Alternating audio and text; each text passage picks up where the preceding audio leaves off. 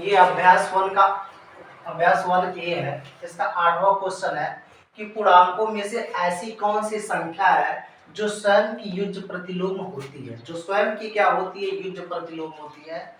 तो जो होती है युज्य प्रतिलोम 0 होती है। ये हमारा क्या हो गया, आंसर हो गया। स्वयं की क्या होती है 0, ये क्या होती है, प्रतिलोम होती है। 9वां क्वेश्चन कह रहा है कि यदि a एक समधन पूर्णांक है तो बताइए कि संख्या a-1 प्लस a+1 सम है या विषम है। तो कोई संख्या हम लोग मान लेते हैं, a बराबर मान लेते हैं 2 मानते हैं, 3 मानते हैं, क्या करते हैं 4 मानते हैं। तो सबसे बड़ी बात है कि a-1 एक कोष्टक में, दूसरे कोष्टक में दिया है a+1, ये हमारे पास दिया है। ठीक, तो कह रहा a का मान हम लोग 2 इसमें रखे हैं, तो 2-1 फिर यहाँ 2+1 कर दे तो 2 हो गया। 2 में से 1 ही गया, कितना बचा 1, 2 और 1 जोड़ेंगे 3, 3 का 1 में गुणा करेंगे 3 1 3, ये हमारा क्या हुआ, विषम हो गया। ये हमारा क्या हो गया, विषम संख्या हो। तो पूछा है कि सम है कि विषम, तो हमको पता चला क्या है, ये टोटल का टोटल विषम है। ठीक, अगला कहा है कि संख्या रेखा पर 5 और 7 का योग लिखिए। तो 5 और 7 का, मान लिया जाए यहाँ पे 5 हो गया और 7 हो गया, 5 और 7 का योग कितना हो गया, 12 हो गया। तो सबसे पहले नंबर 0 1 2 3 4 5 6 7 8 9 10 11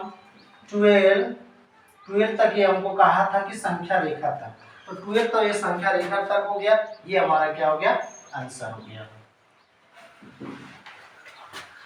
कह रहा है अगला क्वेश्चन कि निम्नलिखित कथनों में से कौन से कथन सत्य है और कौन से क्या कह रहा है कि असत्य है। कह रहा है कि दो धन अभाज्य पूर्णांकों का गुणन सदैव क्या होता है, अभाज्य होता है। कह रहा है कि गुणन सदैव अभाज्य होता है।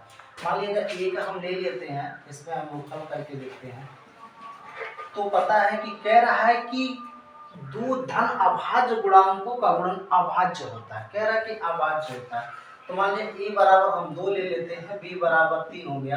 तो मान लीजिए कह रहा है कि अभाज्य होता है, तो 2 का 3 में हम लोग गुणा किए तो 2 3 कितना हो जा रहा है, 6 हो रहा है। ये तो सीधा सीधा भाज्य हो रहा है, इसी के लिए ये क्या हो रहा है, ये गलत है। टोटल का टोटल ये क्या है, असत्य है। ये यहाँ पे क्या हुआ, असत्य है। अगला कह रहा है कि दो अभाज्य पूर्णांकों का योग सदैव अभाज्य ही होता है। कह रहा है कि अभाज्य पूर्णांकों का, मान लीजिए a बराबर क्या होगा 3 और b बराबर हम लोग मान लीजिए 5। कह रहा है कि सदैव अभाज्य ही होता है, योग होता है। तो हमने कहा कि 3 + 5 को जोड़ा, 3 5 कितना हुआ 8। ये तो हमको दिख रहा है कि भाज्य होगा, इसलिए ये भी क्या होगा, असत्य होगा। ठीक, फिर अगला क्वेश्चन है कहा कि यदि a और b कोई दो ऋण पूर्णांक हो तब a + b भी सदैव a के क्या होता है, ऋण पूर्णांक होता है। मान लिया जाए a बराबर -2 b बराबर -3 ले लिए, तो हमको पता है कि a + b, तो -2 -3 जोड़ लेंगे तो टोटल -5 है। ये ऋण पूर्णांक क्या हो रहा है, कहा कि ऋण पूर्णांक होगा, इसीलिए ये क्या है, हमारा सत्य है। कह रहा है कि यदि a एक धन पूर्णांक है तो दिखाइए कि संख्या a, क्वेश्चन में a+1 और a+2, a+ क्या है 3 है। ठीक है, फिर कह रहा है कि इसमें संख्या 24 से पूर्णतः क्या होनी चाहिए, वो विभाजित होनी चाहिए, कि वो 24 से क्या हो सके, विभाजित हो सके। क्वेश्चन में ये कह रहा है कि a के बराबर हम क्या रखते हैं, कह रहा है कि यदि कोई एक धन पूर्णांक, हमने क्या किया, एक धन पूर्णांक ले लिया 1 ले लिया। ठीक, उसके बाद हमको मिला है a क्वेश्चन में a+1, फिर a+2, फिर एक क्वेश्चन में a+3, यही मान दिया है। तो हमने क्या है कि 24 उससे क्या होना चाहिए, डिवाइड होना चाहिए। a की जगह पे 1 रखा तो 1+1 होना चाहिए, इसकी जगह पे 1+2 होना चाहिए, 1+ कितना होना चाहिए, 3 होना चाहिए। तो 1 हो गया, एक एक जोड़ेंगे कितना हो गया, 2 हो गया, 2 और 1 जोड़े तो 3 हो गया, इसका इसमें किए तो कितना हो गया, 4 हो गया। तो हमको पता है कि 2 3 4 से क्या हो सकता है, ये पूर्णतः क्या हो सकता है, 24 क्या हो सकता है, विभाजित हो सकता है। ठीक है, a एक समधन पूर्णांक है और b एक विषम धन पूर्णांक है। तो बताइए कि निम्नलिखित संख्याओं में से कौन सी सम होगी।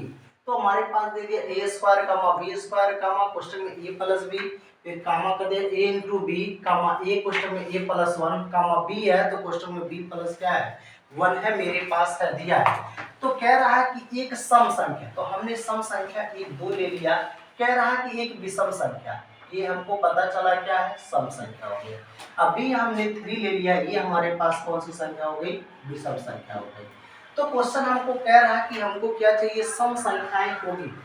तो a है तो सबसे पहले नंबर तो a स्क्वायर है, a स्क्वायर का मान a का मान कितना है 2, तो 2 पे घात हमने 2 किया तो 2 गुणिए 2 तो 2 दूना कितना हो गया 4 हो गया।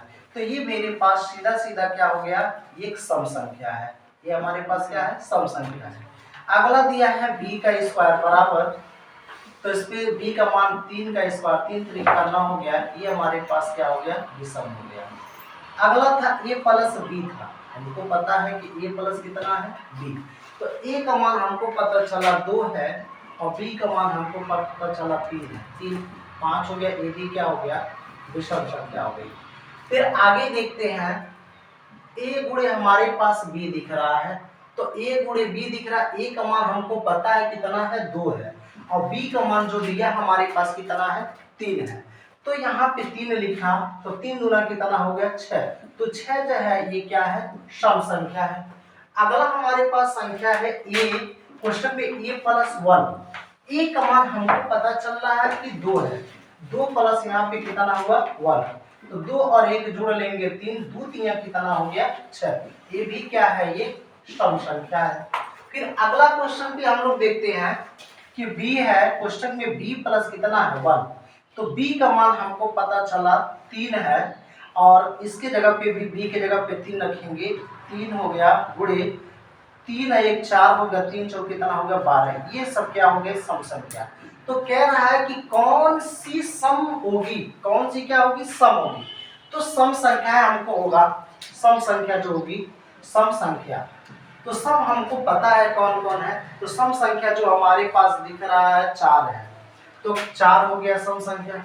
उसके बाद कौन दिख रहा है टोटल का टोटल हमको दिख रहा है 6 दिख रहा है, 6 यहाँ पे भी हमको दिख रहा है 6 है और एक हमको मिल रहा है कितना है 12 मिल रहा है।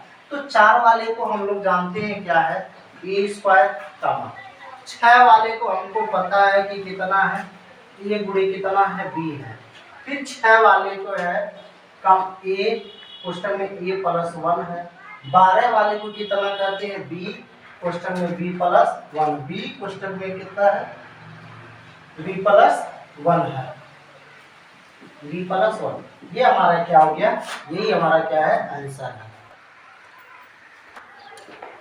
अगला क्वेश्चन कह रहा है कि धन पूर्णांकों को किन गुणधर्मों के अंतर्गत निम्नलिखित कथन सत्य है, तो कह रहा 3 गुणे क्वेश्चन में 8 प्लस 7 बराबर 3 गुणे 8 और प्लस 3 गुणे 7 कह रहा है। ठीक, इसमें कह रहा है कि इसको बताना कि कौन सा है क्या नहीं है।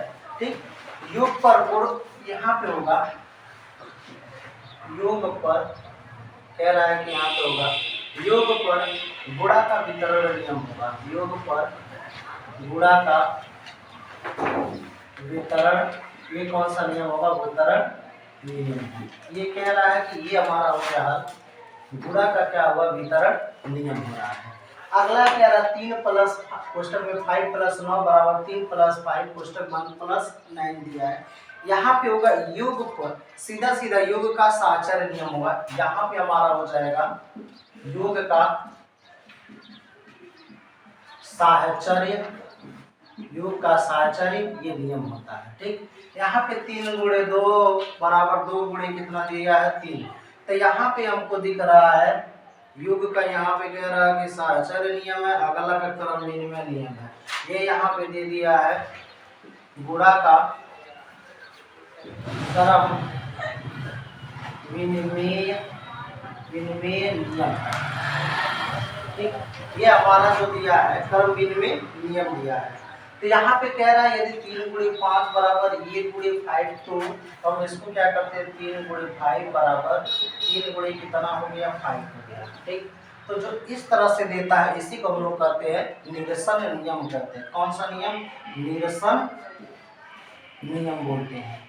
निरसन नियम हो गया, ये इसी को कहते हैं निरसन नियम बोलते हैं। संख्या रेखा पर -5, -2, -0, -1, -2, 5 को दर्शाइए। कह रहा संख्या रेखा पर दर्शाने के लिए 0 के बाद 1, 2, फिर इसके 3, 4, 5, यहाँ पर हम लोग क्या कर लेते हैं 5, फिर -2, यहाँ पर हो जाएगा माइनस क्या हो गया 5 हो गया। ये हमारा संख्या रेखा पर क्या कर दिया हमने दर्शा दिया, और ये हमारा क्या हो गया आंसर हो गया।